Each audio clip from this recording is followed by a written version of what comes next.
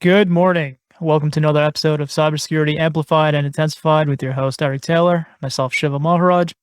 Today we have Scott Davis of scottrdavis.com and a little company named LineGuard, but we'll get to them later.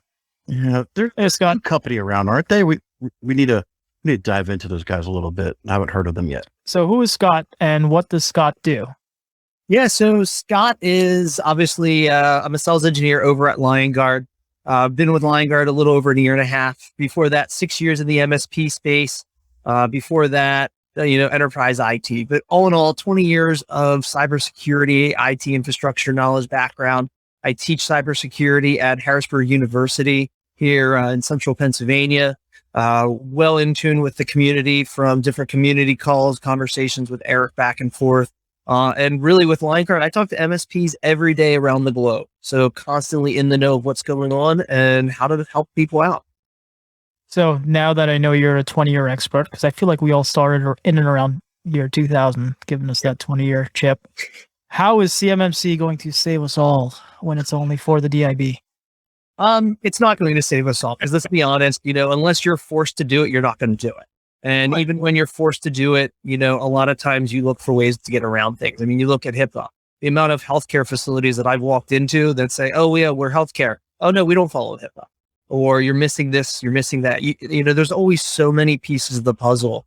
And when you look at, using that puzzle analogy, when you look at what CMMC is, it's that, million piece puzzle compared to HIPAA is that 100,000 piece puzzle.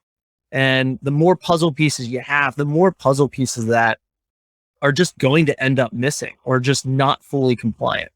And CMMC is still really new. There's a lot of energy around it because we really do need some sort of a standard. And by saying a standard, it's not like the NIST's recommendation standards, but really that standard that's forced upon us. Because at the end of the day, time and time again, we've seen it. It's been proven.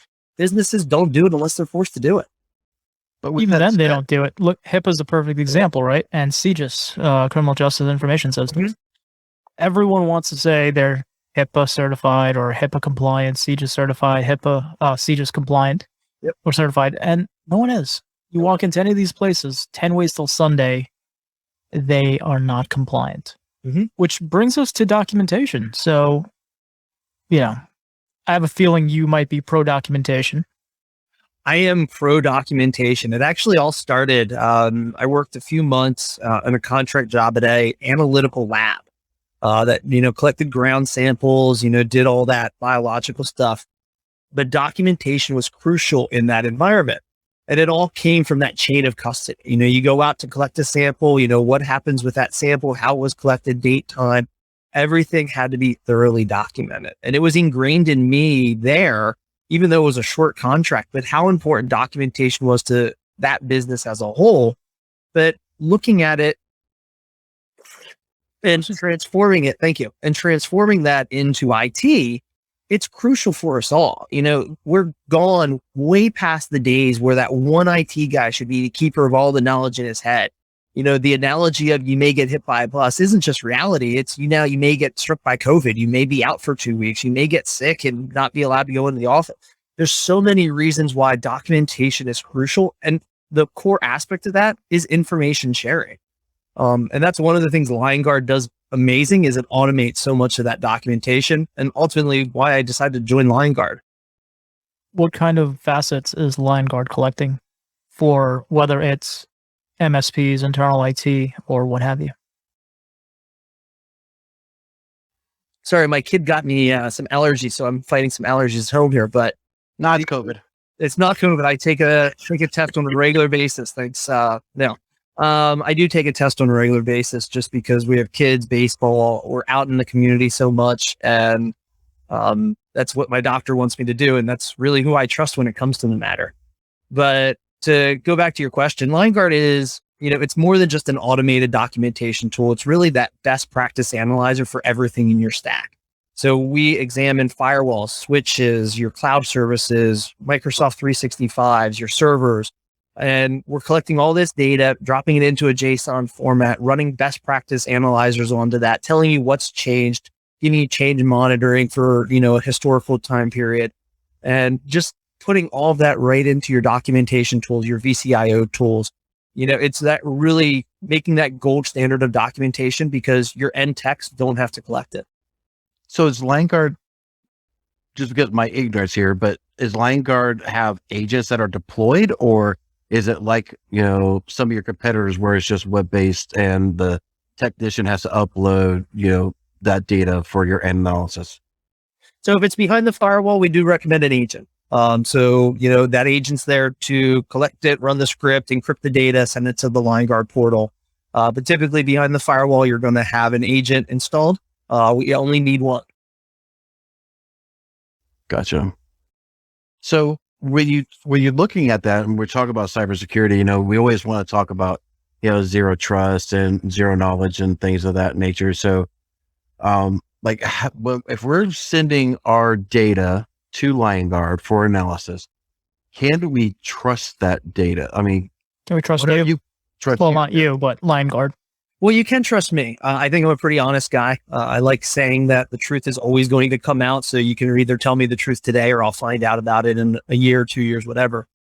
But at the end of the day, your requirements of what you need your vendors to do is different than what mine are, what Eric's would be. And do a vendor assessment. It doesn't matter if it's LineGuard, if it's XYZ, if it's, QuickBooks. Do your vendor assessments and know where and how you're storing the data. Outside of an NDA, I can't really get into LineGuard's security practices, but I do know. Does LineGuard have security practices? We do. And what I was just going to say is when I was at the MSP space, we used LineGuard and I did a vendor assessment on them and they passed my qualifications. Okay. How would you rate your DevSecOps for LineGuard across the MSP space, vendor-wise? Because I see a lot of new vendors coming out and security is not one of the focal points of what they do. It's about pushing out the bells and whistles. And especially with you guys where you're getting near unfettered access to systems with your collectors, I would hope that, you have better DevSecOps than most of the channel. I would say security is ingrained in the culture at LineGuard. It starts with day one. We're constantly pushing cybersecurity, looking at the best practices, looking at NIST, looking at what's required across the globe. Again, outside of NDAs, it's stuff I can't get into. But I will say that it's ingrained into us from the phishing campaigns to X, Y, and Z. Gotcha. So I guess let's circle back just a moment there, just because I don't want to get too far off that track. But when we're talking about zero trust and we're talking about, I'm losing my train of thought. So you mentioned a minute ago where unless somebody or a company is being forced to do something, and we made mention of the whole CMMC and, the whole joke around all that. Of course, my screen, we'll have to have some fun editing. Sorry, Sheila. But let me bring this up. Come on, share screen. The wonders of. Right, there we go. So, well, we were bringing up, unless a business is required to make a change, and I've made this statement many times, even in our group, a business is going to do everything as cheaply and as long as possible until they're forced to do so. We see those who are on this, on the YouTube, and there'll be a link down, of course, and the audio version of it, where federal agencies are required to do zero trust cybersecurity requirements. We've seen a lot of the stuff with Biden coming out with his executive order. Even his executive order, like you said, CMMC is still very, very new. We talked about HIPAA a little bit, where even though we have these compliances put forward, but all of us can walk into any of these type of locations and, it's a gamut. What do you think, either from a Scott Davis personality or a LineGuard personality, that's going to make people actually adhere to some sort of compliancy? Or security, because we know they can be mutually exclusive. Correct. I think that's a challenge. I've worked with people that came to me as an MSP after a breach, after a security incident, and their nature was still, I don't want to spend any money on this. And I mean, the one example that comes to mind is he was using the Comcast modem as his firewall. And even after a security incident, he refused to put an actual router firewall. Whoa. Oh, yeah. We're not supposed to use Comcast firewalls? Yeah, please don't. Holy shit. It has I gotta go. functionality, but it is not a secure firewall device. But no, I mean, for what you need to do, and I think the messaging, it really comes down to the fundamental of education. And it's going to get to a point that if you are an MSSP, if you are an MSP, and you're providing services to someone that refuses to take that baseline guideline of, this is the minimum you have to do to stay secure, or I'm not going to support you. As long as someone's going to be there to back them up, to support them, to keep lifting them up. And also on the insurance side, he had a cyber insurance policy and, they're paying that out, but I see cyber insurance policies are getting stricter. I see MSPs across the globe that are setting their foundations. And if you don't follow those foundations, it's just setting that threshold, making sure you're educating that end user, that business owner of why cybersecurity is important. When the business owner understands cybersecurity and why it's critical to their business, they put the money into it that needs to go into it. When they don't see it, it's constantly a fight. It's constantly an argument over why do you need this? Why do you need that? And, at the end of the day, I'm not in it just to sell you a whole bunch of shiny new tools, because it's not about that. It's about putting the right tools in the right places that business needs. And that's the core requirement we all have to think about, from the MSP, the MSSP, even the IT department side. Don't just put the shiny tools in. Make sure it's fitting the hole, it's patching what you needed to patch, and it's closing one of those gaps. Yeah, I would throw the vendors under that bus, because there's absolutely zero barrier to entry. We talk about MSPs enforcing security. We talk about customers having to abide by and enforce security. What about vendors? They seem to have cut themselves out of this chain here. And you can go to virtually any vendor in any space, whether it's MSP, whatever. As long as you hit their minimum, if they even have a minimum, you are now a partner, reseller, or what have you. The only vendor I think that has a security requirement is Microsoft for their partners to enforce mandatory MFA. And that is it. Yeah, I mean, cybersecurity is everyone's responsibility. It doesn't stop at the end user. It doesn't stop at the IT department. It doesn't stop at the vendors that you're using. And you're right. I think each vendor has to set forth minimum requirements that they're going through. What those are, what those turn out to look like.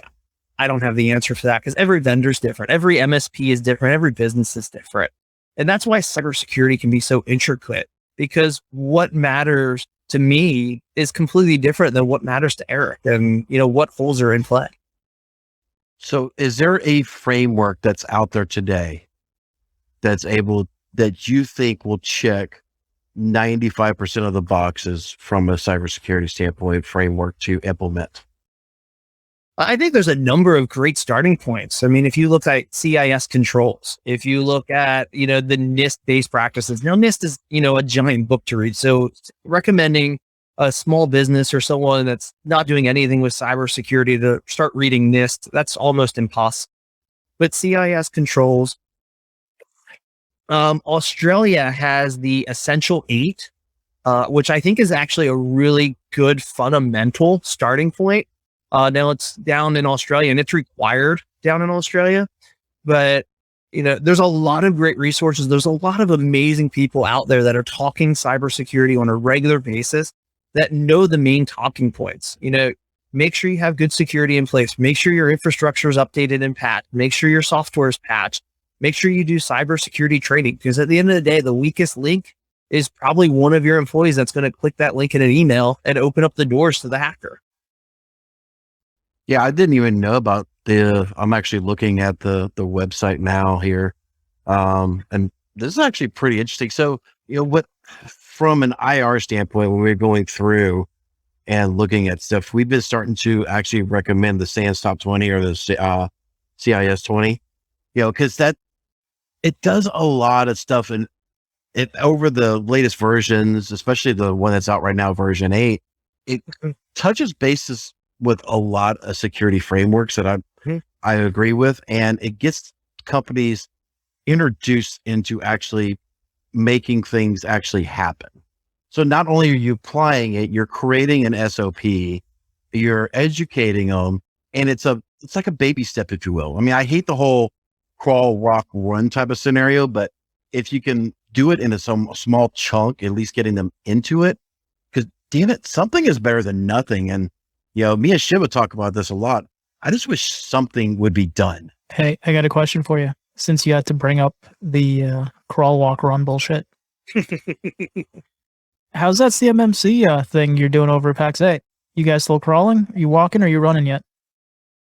I'm not sure what I'm able to talk about, but because I guarantee you, I started that thing and I left that thing just as quick.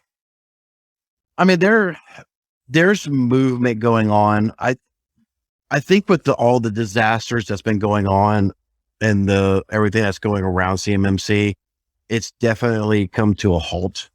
There are people that are going through the C-3PO, right? I think that's right. I always think of Star Wars and freaking, I'm looking for R2-D2 when we start talking about this. But anyway, it's not as far as I want it to be in any stretch of the imagination, but even businesses, MSPs and everything, at least being in that facet, it just at least makes me feel good that people actually give a shit. Yep. Okay, but let's take what you just mentioned and take that out to clients. There's always a reason not to go finish your compliance or your security. Just as you said, major incidents are happening. Mm-hmm. How do we get around that excuse? How do we get people to stop making those excuses and do what they say they're going to do? I think it goes back to what we've said before, and I think Scott's even been on this, and we really hammered it. This is really why I wanted him on here, because with COVID, everybody's kind of pushed security off to the side. I think from a business standpoint, you and I have talked about this many times, Shiva, that we thought maybe insurance would be the driving force to some of these things, but insurance companies keep getting popped. They're the most secure. What are you talking about? Yeah, that's why I have 2 of them in my pipeline today from Lockbit 2.0, because they have RDP enabled. Yeah, but anyway, ransomware deployment protocol. It works 100% of the time. I was going to say they're using port 3390. That makes it secure. Yeah, they just went off. It passed all scanners. They don't know what that port means at all. But yeah, I think when you go to get a business license or renew your business license, there's got to be some sort of framework put together. So you can actually say, okay, I am adhering to certain standards. I'm adhering to certain things. So I can operate a business. I mean, I know there's some countries out there that are doing that garbage, because for IT, that's difficult though, because tech changes so quickly. Vectors change so quickly. It's really hard. I've always been vocal about making it like the medical boards. Mm-hmm. You specialize, you get a certification, you're good to go. But then the more I dug into it, the threats we face today are vastly different from what we faced a year ago or even 6 months ago. And how do you wrap a security framework around all that? Yes, there are a few certain basic things you can do that would decrease your surface area for attack. But I think what we need is a rating system like CMMC with the levels, whether you call it whatever the hell you want to call it, and let that rate you.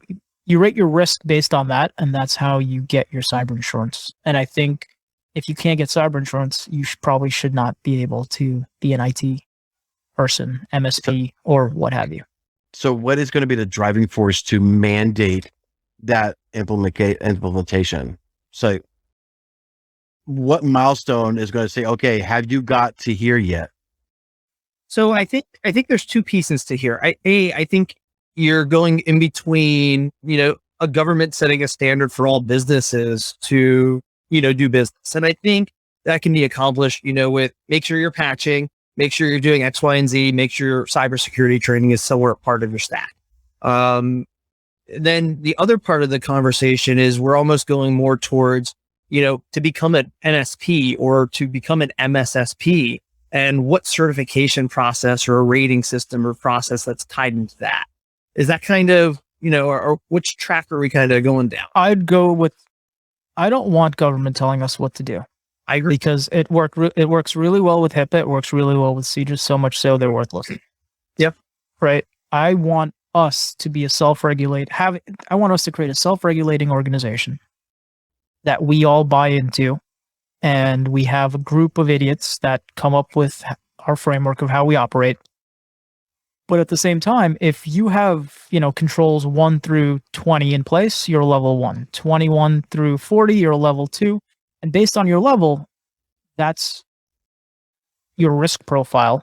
And based on that, that could set how much you pay for tools, how much you pay for your insurance, how much you pay for this, how much you pay for that, and also what you can do and what you cannot do. All too often, MSPs in this space, they'll go get a LineGuard subscription, they'll get a Perch subscription, Blackpoint Cyber, Huntress, or any one of those guys, and now they go from being an MSP to an MSSP. Oh, God. Or even worse. I mean, there's some that just come out and just say they're an MSSP because, hey, I did cybersecurity for a couple of years. Ah, screw that. It's because they bought Webroot. Yeah. So I get that. And almost like a cybersecurity scorecard, or almost like a credit score for a business, but on cybersecurity aspect. I think getting something adopted, I think, is the real challenge with that. And then even the buy-in. I mean, you look at the state of Louisiana has one of the harshest things because they're making MSPs register with the state, and that opens up the doors to regulations and things like that. But that's just registered. You're already, here's my hard on for that, right? You're already registered with the state, right? When you incorporate a company, you're either a general purpose business or you're some form of tech company.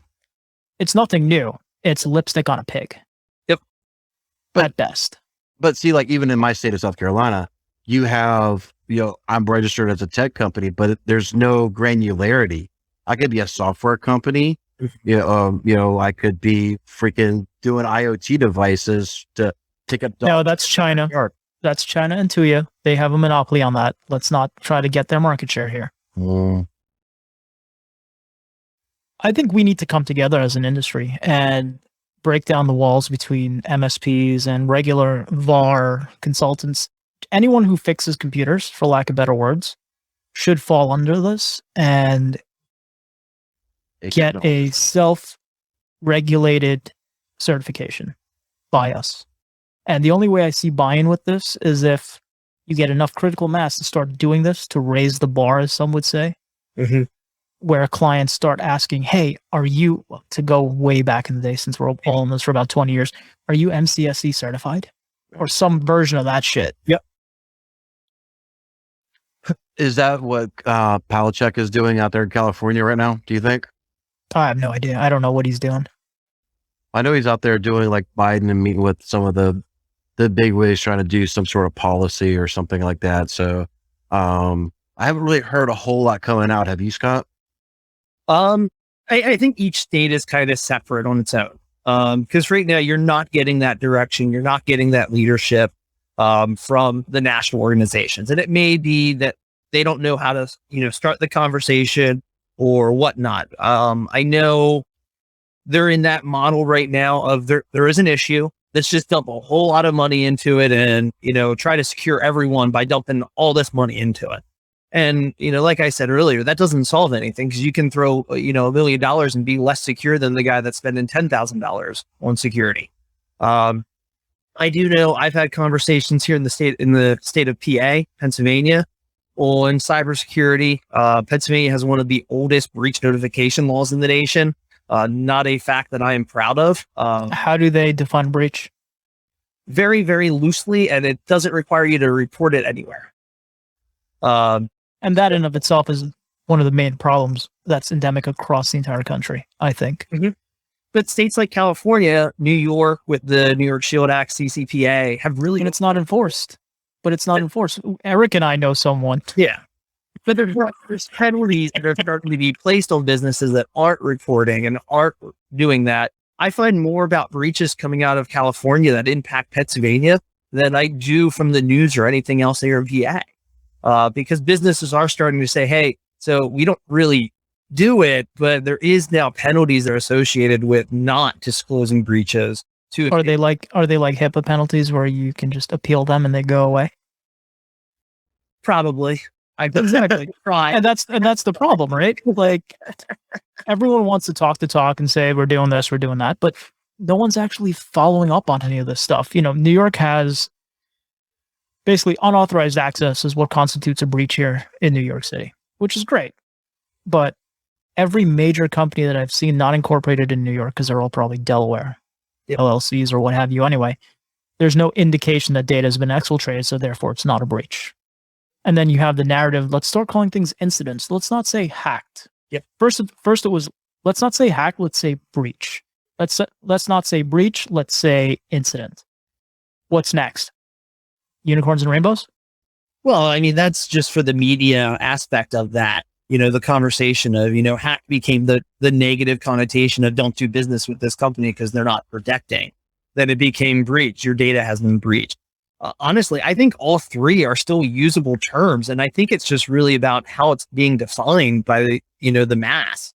You know, an incident is, you know, that situation that something have came up, but we're not really sure the full outcome of it. Then you get into that breach where information or data actually was exfiltrated from the network. That's how I classify a breach. And hacked would be that, you know, your entire network was taken down, data was breached, everything, you know, is that, you know, epitome of everything has happened here type situation. How about you, Eric? How would you define a breach, incident, or whatever? Any sort of unauthorized access to any corporate owned equipment. See, that's where I'd like to see it, because that takes out a lot of the interpretation, which is what lawyers are paid to do, right? Is to thread that needle. Mm-hmm. So, You know, and I mean, just from an IR standpoint and, you know, a pen tester and everything like that, you know, I mean, if someone gets access to a firewall, that's unauthorized access. Mm-hmm. If you, it's not like Fortinet. It's not like something like a Fortinet firewall has a VPN RCE that allows people to pull username and passwords. I mean, that shit just doesn't happen. Come on. no, especially when it's 3 years old and people aren't updating their shit, or That you know, would never happen. But hey, Scott, does LionGuard tell me that? Do you guys have any type of integration with firewalls in general? And if you don't, and you put this in, I expect a 30% royalty, whereby you guys are pulling the firmware version and comparing it against the up-to-date version that's released by the platform. Say, hey, idiot, you're way behind, or hey, idiot, you are behind. So LionGuard pulls data of what is currently out on that device. So we will give you the firmware version. We'll give you the usernames. We'll tell you if 2FA is enabled. You know, depending on the device, there's different metrics. Devices like your SonicWall, your Cisco ASAs, we're actually pulling complete backups of those files, the running config, the startup config. So really, every time LionGuard runs an inspection, you're getting a full backup and everything that's going on with that device. What we currently do not do is we're not comparing that to what the current firmware is. Now, Or you should, and give me royalty. if you're a smart VCIO, if you're a smart sales guy, you know what that firmware is. We're not smart. We're MSPs. Oh, I know. I was an MSP and I did this with They're not smart. I We're did the dumbest of the dumb. effect. I would look, I say, okay, here's where your firmwares are. Okay, here's where you should be. Exchange, guarantee if you have an Exchange server in-house, 9 times out of 10, that's out of date. And that was a home run for me to secure that deal. Switches, 9 times out of 10, I can go to the website, I can pull the firmware version, and I can tell you that that's out of date. You know, the entry point that I had for sales was so easy because I focused on what the current vendor or current IT person wasn't doing. And it was the simple stuff. Well, that goes back to my premise of IT providers, right? There are a bunch of basic things you have to do really well over and over, and you and your clients will be in a better position. Here's a question back to LionGuard. When you pull that firmware version on there, are you also telling the client or the MSP when it was installed? Or is it purely a version number? Depending on the device, some devices we will show the install date, yes. Okay, because I mean, that's a nice quick way to say, hey, this was installed in 2018. I'm pretty sure there was an update now that we're in 2021. There's been conversations. The problem is there's not one universal API out there that says this is the latest API of everything. Right. So you're going to, in LineGuard's case, we have 67 in production inspectors and more in the pipeline. It's going through 67 systems almost and saying, okay, what's the latest firmware on this? What's the latest firmware on this? And, to maintain that list, sometimes is out of scope and out of reach. But being able to have that information, being able to quickly generate a report for all of your customers and saying, okay, this is the firmware version of all of my SonicWall devices, being able to do that can quickly tell me, hey, this is what's going on. Or setting an alert to say, hey, if a new administrative account was set up on this random server or this firewall or this switch, I want a notification. You guys are pulling that? We are. Okay. And are you integrating with any SIMs? Seems as some would say. Currently not. But we do have an open API. So realistically, a conversation with them and to us, we've seen a couple of VCIO tools, Narmada and what is it? It's Lifecycle Insights are now pulling data from us into their platforms. So, when you have the right data coming in and you have almost that good standard or that gold standard of data and an API to pull it into, it's a home run for so many aspects and ways. How often is the data updated? By default, we pull inspections once a day. The vast majority of inspectors will run once every 8 hours. Okay. And where are you dumping this data? It sits in Amazon data centers across the globe. Oh, sorry, not you guys. So you pull the data, because correct me if I'm wrong here, you guys are a intermediary collector. So you'll collect it from the endpoint, the web, or wherever it sits, and you're dumping it into IT Glue or Hoodoo or whatever documentation platform. Is that correct? Well, we pull it into our platform, obviously lineguard.com. But from there, with integrations, it can go into IT Glue, Hoodoo, Lifecycle Insights, Narmada, BrightGauge, Power BI. Okay. So you guys are not a replacement for IT Glue or Hoodoo or anything like that, right? No, I mean, IT Glue has a lot of purpose. I loved IT Glue when I was at the MSP. We're not a documentation tool. We're an automated data collector. And, we have the power of taking your configurations or taking your flexible assets and making sure those are constantly current and constantly up to date with like Active Directory information, server information, etc. So how are you enriching the data that's already taken via an RMM agent into IT Glue or a PSA integration into IT Glue? So I think the best way that I describe it when comparing an RMM to what LineGuard does is that RMM is almost like a heartbeat monitor. It's constantly checking in. It's, every couple minutes it's saying, yes, you're still alive. Let's pull in some insights and things like that. LineGuard really is an MRI machine where it's going through and it's doing a deep diagnostic, deep dive. I'm going to tell you not just how much data store you have, but what shares you have, who has access to those shares, what permissions are associated with them, or the firewall, and pulling that entire configuration down. And you're dumping that into IT Glue. And the reason I ask IT Glue is it's what I use, so it's all I care about. Yeah. We can switch it right over into IT Glue or another tool or Any plans to bring that into the Autotask PSA documentation platform? I believe there's conversations about it. I'm not on the dev side. Okay. We do have ideas.lineguard.com, which is really what I'd say is where dev gets all the brilliant ideas. Is it as forward moving as IT Glue's? Must. LineGuard is actively in development. Every month we have new inspectors coming out. We have security improvements. We have enhancements coming. We are constantly building and expanding what LineGuard delivers. I can speak, on the ideas portal with LineGuard that I see movement on the ideas that I upvote and the ideas that, I place it in to the portal itself to get movement on. How do you has LineGuard been able to quantify the impact it's made on its partners? Absolutely. We have a number of use cases, testimonials. There's a whole series of how LineGuard can help you actually 10x your team. Personally speaking, LineGuard was the one tool that I deployed at MSP that actually gave me time back in the day. In what metric and what way? So what I say is, I was going through regularly and trying to do, my analyzing checks. It's like, okay, is intrusion prevention still turned on my Meraki firewall? Is this still here? Is this still here? What LionGuard was able to do is come in and really be, what's the configuration drift manager, and tell me when one of those configurations changed.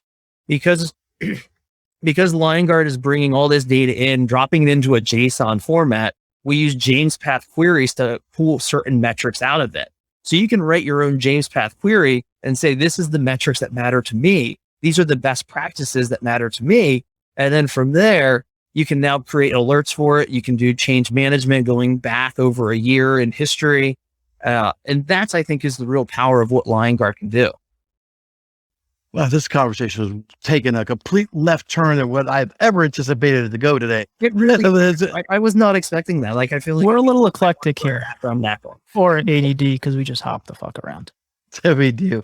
But it's definitely interesting conversation. So, can a partner take LionGuard and match it to a framework like we've been talking about today? So like if we're going down CMMC, if we're going down the CIS top 20 or anything like that, we say, hey, we need to map to this.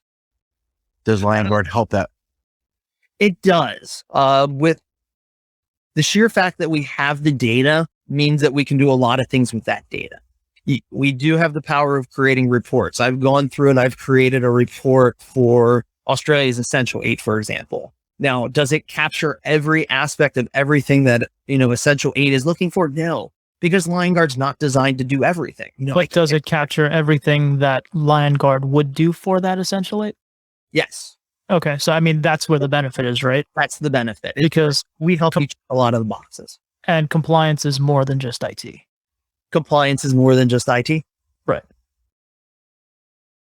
And are these reports readily available in the platform, or is this something everyone has to build out or hit you up, say, hey, Scott, can you send me that good report shit? They are super easy to build.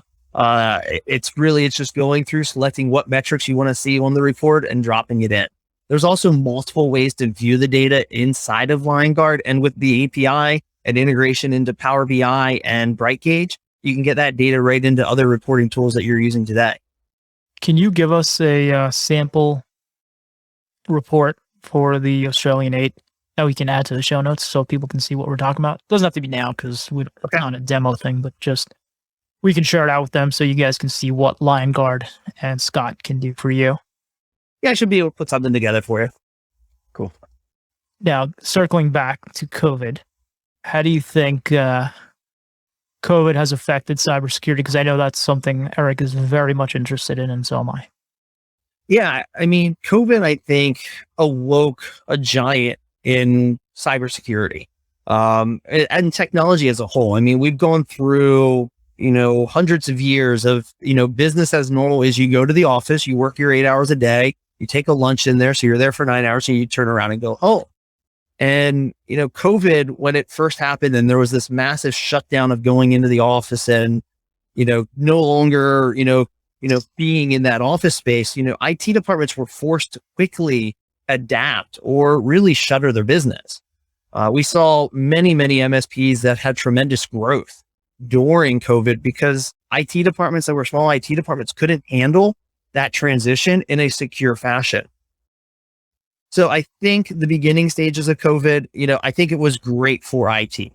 Then you have, COVID's now, and, COVID was such in the news that it was easy for these cyber criminals to create phishing campaigns around COVID information because everyone was so desperate and had to know what the latest counts were, what this was, what that was.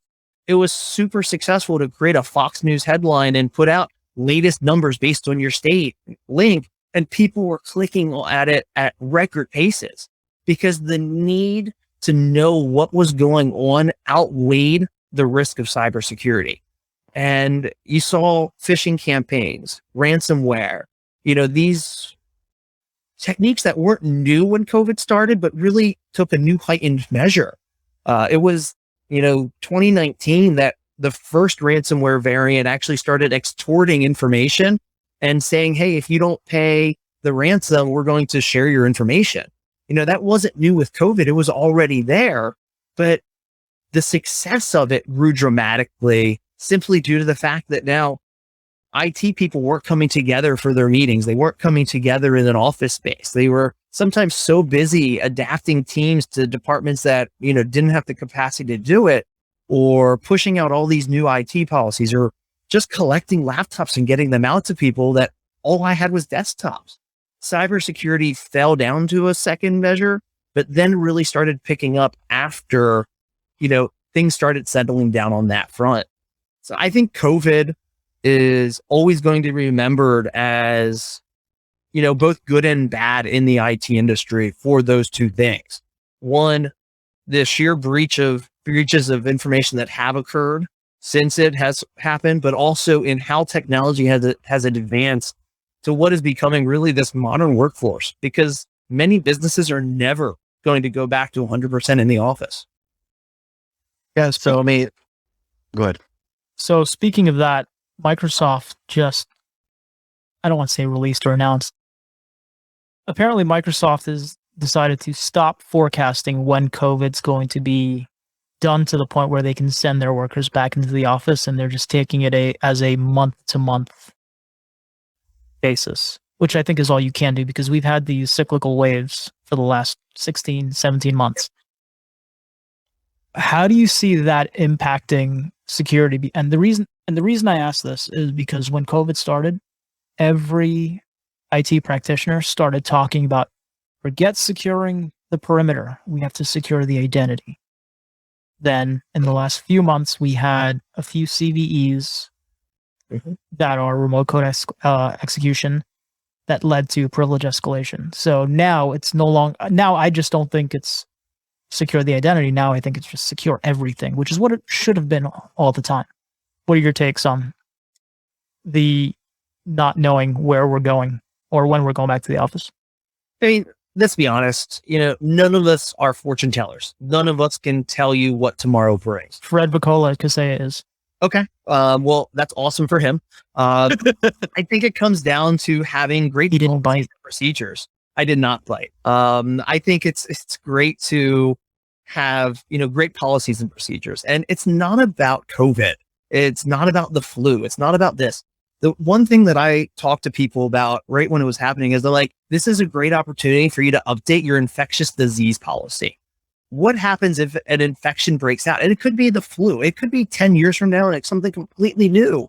But having that policy and what thresholds set for when you put a mask on, or when you say, okay, guys, everyone's working remotely for 2 weeks, and what are the feedbacks or what are the metrics that determine when you go back to that normal state, when everyone's coming back?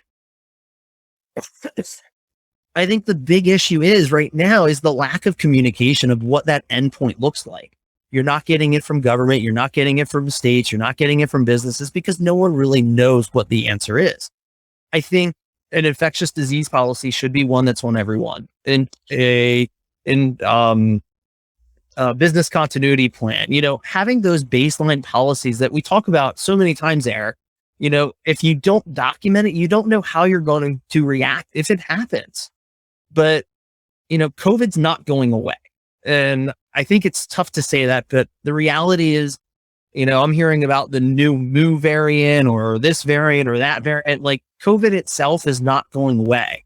I remember looking at the spray cans of Lysol when COVID-19 first hit, and it said right on there that it can prevent against COVID, but it wasn't that it can prevent against COVID-19. It could prevent against further older strains of COVID. Exactly. COVID is almost like the flu, but it is more severe and more damaging, potentially to some classifications of human beings. So there are differences. I'm not saying it's not a serious threat, because it is. Anything that can kill people in mass is a serious threat to, the population. But we can't think of it as, oh, COVID's going to be over in 2021 or COVID's going to be over in 2022, or by November 14th, everything is going to be better in the world. There is no return to normalcy. It's live your life the way you want to live it. If you want to live your life in fear of, something you can't see, Live your life in fear of something you can't see. If you're afraid of driving, don't drive a car. If you're afraid of flying, don't fly an airplane. There's so many fears in the world, pick and choose the ones that matter to you. But at the same token, don't give up living your life to, be run by that. And I'm not trying to turn it into a COVID conversation. It's just the same thing as cybersecurity. Find what fears matter to you, and you can do it either by guessing or having good data to back up what you're putting your money into. Yeah, that's always one of the, especially when I'm not doing an incident response case and I'm coming in and, they want to talk about cybersecurity. One of my first questions is, what is it about your network that scares the hell out of you? You just don't friggin' know. And I think COVID really escalated people's lack of policy creation and putting things together. So, it really was, that we didn't have a certain policy to do X, Y, or Z. So we just did it all over the place, in massive numbers now. And it really, I think, made us more insecure as a company, because now you have let's just say, Apple, for instance. I don't know what they're doing over there, but I know for a fact they probably have at least half of their workforce coming home. But are they using company devices? Are they, are those endpoints protected? Are they managed by Apple Inc. itself? And I'm just using this as a grand example. Insert company name here instead of Apple. If that one endpoint gets popped, you're potentially able to go right across the VPN. Some users are even storing their VPN credentials because it's not LDAP integrated or MFA'd.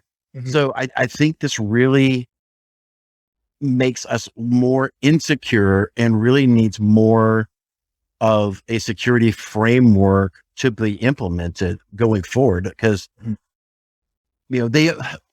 again, we're not trying to get massive, COVID, but I think it's getting there a little bit, and we'll definitely stay politically out of that.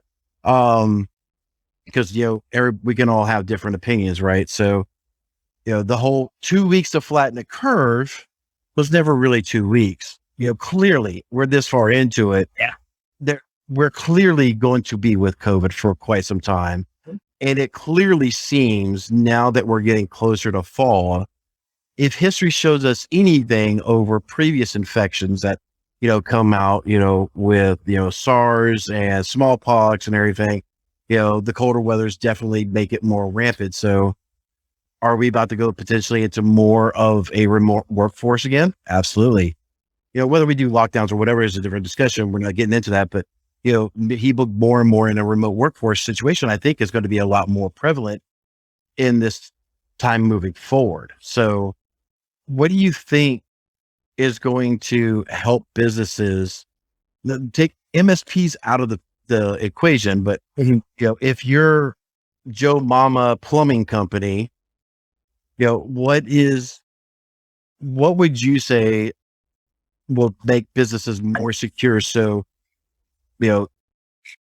they feel a little bit better protected, because, every day, literally, well, I shouldn't say every day, but every time I get an incident response, I feel bad. I do, because they feel as a business owner, they are under attack. They have personally been violated, and I get it.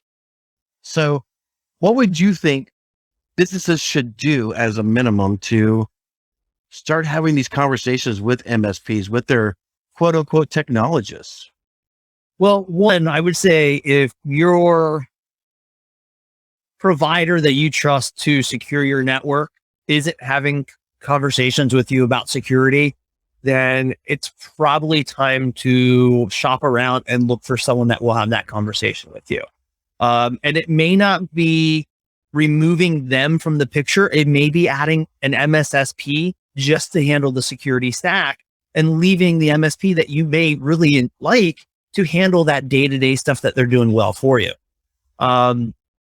It's, making sure that you're having those conversations. At the end of the day, you're the business owner. At the end of the day, your business hinges on the decisions you make to keep it afloat.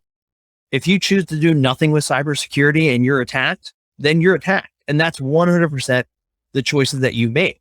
It'd be the same thing if you choose not to get insurance on your car and you're in a car accident, you have to, cover all that expenses of you and whatever damage you'd cause to others out there. It's making sure that you understand the risk that you're under. At the end of the day, you're already under attack. It's not you haven't been attacked yet. It's that an attacker either hasn't gotten through or you just don't know that an attacker has already gotten through. Because at the end of the day, most of the times it can be months until a small business understands the fact that they were under an attack. Ransomware made that almost instantaneous because, hey, my goal was to put this ransomware on you and get a payday. So it kind of highlighted that, hey, it happened sooner. But even more ransomware variants are taking more time in when they put that ransom script in play. They're sitting on your network. They're collecting information. They're building the puzzle of who you are, oftentimes unnoticed. So I think the core pieces, I think you need cybersecurity education for all of your staff, from the janitor that has the username to track his time the whole way up to the CEO. If not everyone is on board understanding cybersecurity is important, then your policy is going to fall apart and fail. Especially if you don't have buy-in from the management team on why they need to do cybersecurity, you're going to have issues getting this team and the staff members to follow suit. You need to make sure you're patching your Windows systems, the software in place, firmware versions, across the line. If it's a piece of hardware, IoT device, whatever on the network, you need to make sure that it's being patched and updated. Next, you need strong policies. When you see people coming back into the office, you're going to see an influx of new devices appearing on your network. People got comfortable working from home with their electronic photos, that photo frame, that IoT device. They may try to bring into their Amazon Echo or their Amazon device. You're going to see smartwatches. You're going to see phones. I remember when I got into tech, one IP address was really one person because that's what they had. That's what money could afford you to have. Today, that average user is probably using between 4 and 6 IP addresses. When I look at just my office space here, I have 3 computers, my Apple Watch, my phone, my iPad. I'm up to 7 IP addresses, and that's not even counting the IoT devices that are VLANed out that are doing my home automation. So it's looking at security in a different way, but making sure you have policies and procedures in place and the end users know that. Don't bring in your personal photograph, your picture frames, your electronic picture frame, like no IoT devices on the corporate network, or set up a VLAN network that's just an internet connection, slower speed for those IoT devices. So we have cybersecurity training, policies and procedures updated, making sure that you're patching, updating your devices. And I would say, I think that last point that, I would probably hint on is just making sure everyone understands that cybersecurity is their responsibility. And it's not just company information that you're protecting, but it's also that HR drive has their information in. So if the company's breached, their data is breached with it. And I have found in messaging that to end users, sometimes that resonates because now it's not all I'm doing is protecting the company. No, it's protecting yourself too. Mm-hmm. Yeah, the biggest thing I could always stress out is if you don't know, ask questions. If you're not getting the answers that make you feel all warm and fuzzy and happy like a Care Bear, start talking to somebody else. Yep. Right? Because you trusting people with your business, your livelihood, even so if you're a business owner, you lay awake making sure you can make payroll. Mm-hmm. What if your network is taken out so you can't make payroll and process that? You've got so many lives dependent on you. Mm-hmm. Why are you, just leaving the back door open? I think that's because a lot of business owners don't know what to ask. They don't know what to look for. That's why they're hiring outsourced IT. So they don't know what they don't know. And usually it's too late when they find out. Yeah. You got anything else, Mr. Shiba? Yeah, that's it for me. Scott, I hear you have a podcast. What is it and how do we get to it? Wow, I have a whole sorts of things. So obviously, check out lineguard.com if you're an MSP. If you're struggling with documentation, if you're looking for a way to really analyze those best practices across your entire stack, check out lineguard.com. Definitely reach out to me, scott.davis@lineguard.com if you have questions as well. But outside of that, I do, when time permits, I do have a vlog. It's called The Morning Breach, themorningbreach.com. I also am founding the Cybersecurity Association of Pennsylvania. So a lot of my time has been going into that nonprofit, and, you know, building that kind of up in conversations with what's going on in the industry with lobbyists and legislators here in the state of Pennsylvania. I also teach, so I'm actively teaching. Again, that's at Harrisburg University. You know, at the end of the day, I'm involved in the cybersecurity community from the moment I wake up to, you know, the middle of the night as I'm dreaming about it. You know, my wife and kids, they're great. They're tremendous supporters of everything I do, everything I promote. They do so much with me, and, you know, I wouldn't be able to do what I do in the community if not for their support. So, as I'm sure you both can attest to. This is just another prime example. If you don't love your work in cybersecurity, you don't wake up dreaming about this and wanting to do it, please, for the love of God, don't get into it. Mm-hmm. Dude, everyone's a cybersecurity expert. Just go onto Clubhouse and you will see how many of them there are. Oh, we went down that whole rabbit hole. That was a mess.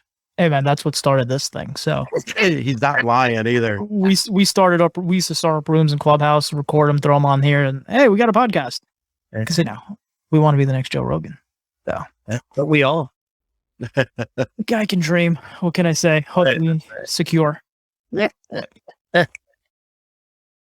All right. Well, ladies and gentlemen, thanks so much for tuning in. Thanks again, Scott, for joining us. It's been an interesting conversation. You know, like I said, we had a topic that was going to go, and like normal, we go ADHD. You know how this show goes. If you enjoyed it, please share it out. Please, if you go to amplifiedandintensified.com, subscribe to the audio version, go to youtube.barricadecyber.com for the YouTube version.